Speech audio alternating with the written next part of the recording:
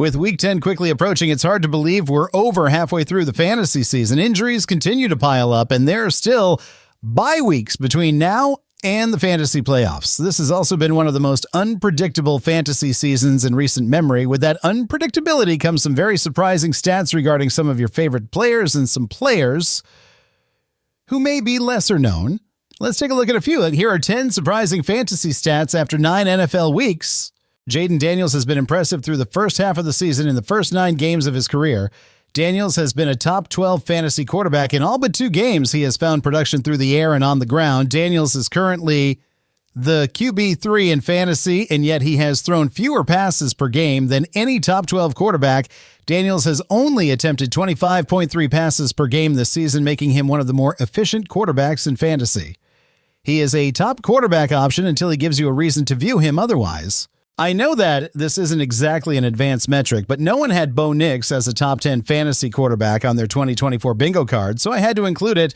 Nix has certainly had his share of peaks and valleys, but he has found his stride as of late, finishing inside the top 10 at the position in 3 of the last 5 weeks.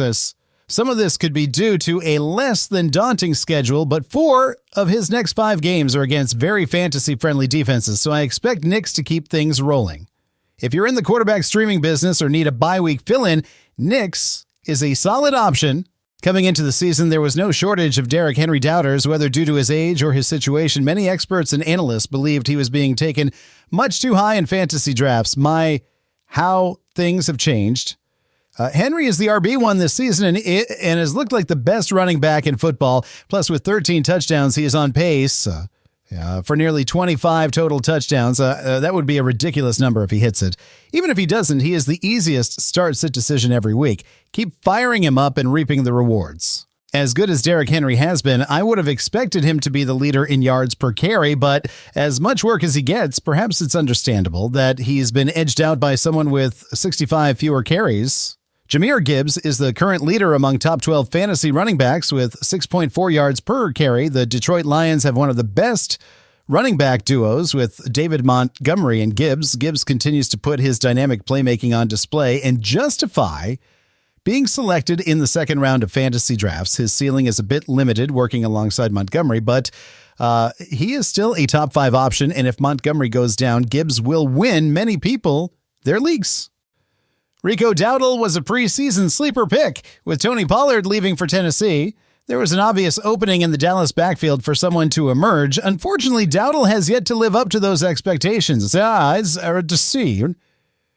While he just had his first 20-plus point game of the season, Dowdle has yet to score a single rushing touchdown. In fact, he is the only lead running back who has failed to do so. He does have 3 receiving touchdowns, but he has not been able to get it done on the ground. The hope is that this past weekend is a sign of things to come. But with Dak Prescott set to miss a few games with a hamstring injury, space might be hard to come by for Dowdle. Jayden Daniels has done wonders for Terry McLaurin as far as fantasy is concerned. After being saddled with poor quarterback play throughout his career, McLaurin finally has a talented signal caller throwing him the ball. This has led to him being a top 7 wide receiver regardless of format. Not only does he get 6-10 quality targets every game, but much of that work is downfield. That is why McLaurin has the highest depth of target, 15.2, among top 12 wide receivers. As long as Daniels is healthy and targeting McLaurin, he should be in your lineups. Malik Neighbors has been a solid fantasy wide receiver through the first half of the season, finishing as the top 12 option in 3 of his first 4 weeks. While he has cooled over the last few weeks, he is still a young talent with many good days ahead. Part of what makes him such a good fantasy asset is his usage. Neighbors only has 2 games with fewer than 11 targets. Many of these targets are happening downfield, leading to Neighbors, NFL leading 139.3 air yards per game. His upside is limited with Daniel Jones under center, but the utilization makes him a good start every week.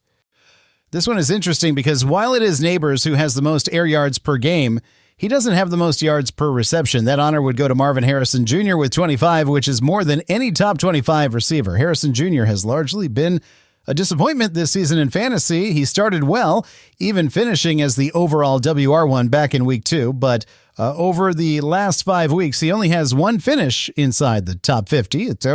There's still time for him to turn things around, but so far, Kyler Murray and he have not been on the same page.